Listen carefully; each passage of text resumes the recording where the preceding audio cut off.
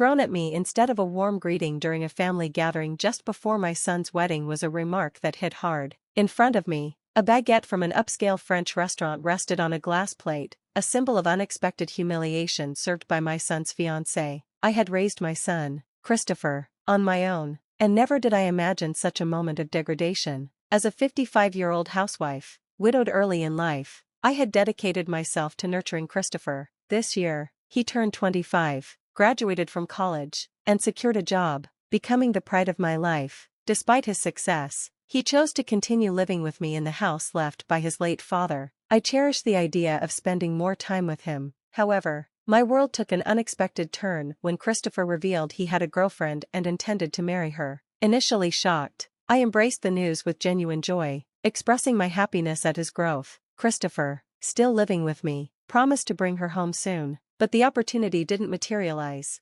Curiosity and anticipation built up in me, and when I finally asked about her, Christopher shared some details. Her name was Roy, 4 years older than him, and she worked as a tutor from a family of teachers. The revelation surprised me, and I wondered about their relationship, but I patiently waited to meet her. Time passed, and 2 months went by without a meeting. The absence of Roy started feeling intentional. Fate intervened when, by chance, I overheard a conversation during lunch. Seated back to back with a woman, she complained loudly about her upcoming family meeting before the wedding. Intrigued, I listened as she expressed a deliberate intention to delay meeting the family, wanting to test Christopher's commitment to their relationship and prove he was not a mama's boy. The unexpected encounter left me contemplating the dynamics at play, realizing that fate could be both intriguing and frightening. She said it, and I nearly turned around. Christopher's name echoed in the air, causing a slight dizziness. Her friend's advice to Roy, "You need to be more humble," confirmed that the woman loudly discussing her future mother-in-law was none other than Christopher's fiancée. Holding my coffee cup, my hand trembled, and my friend, sensing my distress, asked if I was okay. I mechanically ate the recommended dessert, my mind fixated on escaping that place as quickly as possible. Unaware of my presence, Roy continued her complaints about her fiancé's family. She belittled the concept of a single-mother family, comparing it to her supposedly superior educational background. Roy labeled me a clinging mother and spoke about making Christopher abandon me after the wedding. Fear overwhelmed any anger I felt. The conflict between mother-in-law and daughter-in-law had begun prematurely, even before the family meeting. Before the wedding, Roy showcased her disdain, yet she was the woman Christopher chose. I tried to reassure myself that there must be something wonderful about her. Back home, I attempted to calm my nerves, resolving not to tell Christopher about this incident. I stopped pushing him about the family meeting, knowing she had no intention of attending. I refused to be continuously looked down upon by being too accommodating. Christopher sensed my change of heart but didn't press further. "It's okay if you're busy, whenever it's convenient for you," I told him, trying to ease his burden.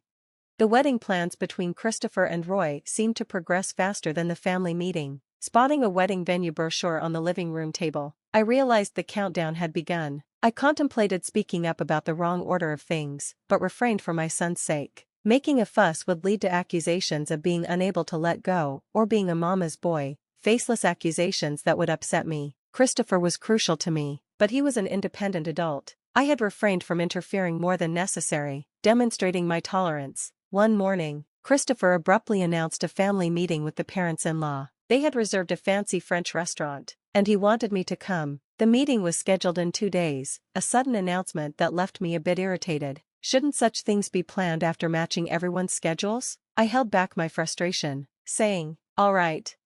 I hadn't formally met Roy yet, so it was good to meet her sooner. Christopher apologized for the sudden plan, but in my mind, it was Roy and her family who should be apologizing, not him. I reassured him that it was fine. On the day of the family meeting, Christopher and I arrived at the designated upscale French restaurant. I felt a bit nervous, it being my first time at such a fancy place. Christopher chuckled, acknowledging the nerve-wracking atmosphere. As we gave our name to the staff, we were guided to a private room where Roy's family had already gathered. Roy and her mother, Mara, were present. Excusing ourselves, I opened the door to the private room. Seated there, Mara exuded a definite teacher vibe, and Roy sported slightly flashy makeup. Her dress seemed mismatched, likely chosen by Mara for the occasion. Roy and Mara remained silent until I finished my greetings, their scrutiny palpable as if evaluating me as a lesser presence. Christopher, familiar with Mara, greeted her with, "Long time no see." Mara chuckled, mentioning she had been looking forward to meeting the famous mother. A slight sting in her mention of single mother, suppressing any reaction. I played it down, emphasizing Christopher's inexperience and suggesting they take care of him. Mara, contentedly nodding, maintained an air of superiority. Her demeanor hinted at how she might treat her students and their parents, an attitude I wouldn't desire for my child. She invited me to sit, yet Roy hadn't greeted me. With reluctance, I initiated conversation, prompting Roy to respond with a mocking snort, deeming repetition inefficient. Her arrogant remark stirred anger within me, but I restrained my temper. She was the woman Christopher had chosen. I feigned calmness, acknowledging her comment with forced civility, though I felt close to my limit. Mara informed us that Roy's father would be late due to work, suggesting we proceed without him. Roy then made a seemingly innocent comment to Christopher, insinuating his lack of exposure to such lavish food due to his past poverty. Christopher, unfazed, went along with her comment. I always knew Christopher to be kind and patient, but the situation seemed beyond that. Concerns about how he navigated society started to creep in. Was he possibly being taken advantage of? A parental worry nagged at me. Ignoring the odd expressions from Roy and Mara, I suggested we enjoy the feast. However, their unpleasant smiles intensified, and the reason behind their mockery soon became apparent. As the first dish arrived on a beautifully decorated plate, I couldn't help but exclaim at the sight of a simple baguette on a glass plate. Why? Roy and Mara seemed to find this hilariously amusing, laughing heartily at my shocked expression. It turned out that the owner of the upscale French restaurant was Mara's brother, and they had collaborated to ridicule me. The pour that suits you best, Roy said, openly mocking me. Christopher, seemingly pale, and I were left in disbelief, trying to contain my anger. I muttered about how this supposedly suited a poor person like me. Roy misinterpreted my reaction, thinking I was crying, and dismissed it. She laughed even harder. Surprisingly, Mara, who might have been expected to scold Roy, only said, "Oh dear, Roy," without any intention of reprimanding her. I couldn't bear the idea of such individuals becoming part of my family. Just as I raised my bowed head, Roy's father entered, apologizing for being late. Witnessing the baguette situation, he seemed taken aback. Roy proudly explained that she had the baguette prepared, thinking I, raised in poverty, hadn't experienced such cuisine. Her father scolded her for taking the joke too far, but couldn't hide his amusement. The thought of them becoming my family was unbearable. As her father turned pale, I looked up and recognized him, Cedric, the principal of a private high school where I had faced difficulties. I expressed my surprise, and he exclaimed in shock, revealing that he had become the principal 3 years ago. Instead of dwelling on educational policies, I couldn't resist suggesting he pay more attention to education at home, especially considering the insult from his daughter. "This is something I vow never to forget," I said, staring him down. He had always berated me, claiming that a single mother couldn't be a principal. He had spread rumors that I couldn't properly educate my own child. Roy, realizing the impact of her actions, seemed taken aback. Mara trembled, lost for words. I looked at each member of Roy's family and slowly bit into the baguette. The sound of crunching echoed in the room. Delicious, as expected of a high-end French restaurant baguette. "How about it, Cedric?" I offered, smiling as I held out the glass plate with the baguette. His hand trembled as he took it. "Don't get the wrong idea. I always separate work and personal life. Your dismissal has always been a topic at the board meetings. I was the one opposing it. Without rivalry, there's no momentum for reform, but your role ends here," I declared, giving him a final warning. In fact, I had evidence of him accepting bribes during admissions, manipulating interviews, and enjoying a luxurious life with that money.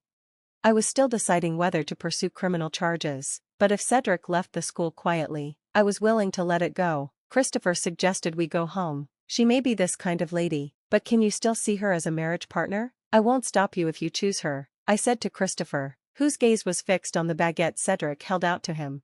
Roy, with a strange smile, whispered, "You'll marry me, right?" Thinking that marrying him was her only way to save Cedric's position, her pleading eyes turned to him. He looked down, gripping his hands on his knees. "The engagement is off. This marriage is as if it never happened," he decided. "It's just a joke. I didn't mean to mock you. It's a joke." "Christopher, you're so stiff," Roy desperately tried to cover up. If that wasn't mockery, then what was it? I was amazed she couldn't come up with a better excuse.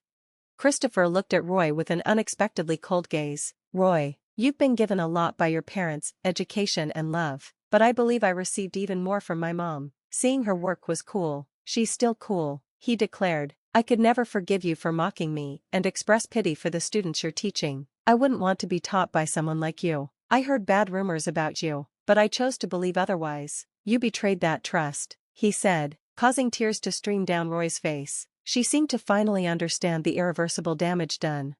Wait, you're joking about the breakup, right? I bragged about getting married to my friends. I can't break it off. It's embarrassing, she pleaded tearfully. What's most necessary for you now is to reflect on how things came to this. We probably won't see each other again, but I hope you grow, I said as Christopher and I were about to leave the private room. Cedric grabbed Christopher's shoulder to stop him. Christopher shook off his hand as if it were something filthy. I've been patient, but let me say this clearly. What's wrong with being raised by a single mother? Did you see Roy's vulgar behavior? Raised by respectable parents? You should be more ashamed, he said firmly. Cedric had no response and looked down in shame. Roy's cries echoed in the private room as we left the restaurant. The moment we stepped outside, we heard Cedric's angry voice, probably yelling at Roy. Christopher, you need to be more discerning in choosing women, I said. He scratched his head and mumbled. It's embarrassing. Apparently, Roy had aggressively pursued him, and Christopher, who tends to be easily swayed, fell into that situation. It was clear that Roy saw an opportunity in him. Regardless, I expressed relief that everything came to light before the marriage. As we headed home, the engagement ended amicably. Roy initially demanded compensation, but Christopher dismissed it, logically explaining to his lawyer that Roy was entirely to blame for the broken engagement. The compensation demand was dropped, and when threatened with a lawsuit, Roy quickly backed down. Perhaps her parents advised her not to escalate the situation further. Though I usually keep work and personal life separate, Cedric had to leave the school due to the bribery issue during admissions becoming public. Faced with the choice of leaving quietly or going to court, he opted for the former. Unemployed and desperately seeking a new job, he faced the challenge of overcoming the bad rumors that spread fast in the industry. Roy, having resigned from her tutoring job, was reportedly confined to a room in her parents' house, too embarrassed to seek new employment. Mara, burdened with 2 unemployed adults, was allegedly preparing for divorce. She couldn't maintain her previous luxurious lifestyle and wanted to use her earnings solely for herself, citing that as her reason for divorce. A logical decision, perhaps, but one that led to the family's downfall. While I feel a bit sorry for her, I believe it's her responsibility. After the incident, I felt genuinely happy for the first time in a while. Christopher introduced me to a wonderful woman, a single mother working at the same place as him. She has a daughter about to turn 3, and it seems she was the one who lifted Christopher's spirits after the broken engagement with Roy. She is bright and sunny, and her daughter is fond of Christopher. Despite the roundabout journey, I am slightly relieved that Christopher seems to be on his way to building a happy family. Maybe, despite the challenges, I'll even become a grandmother.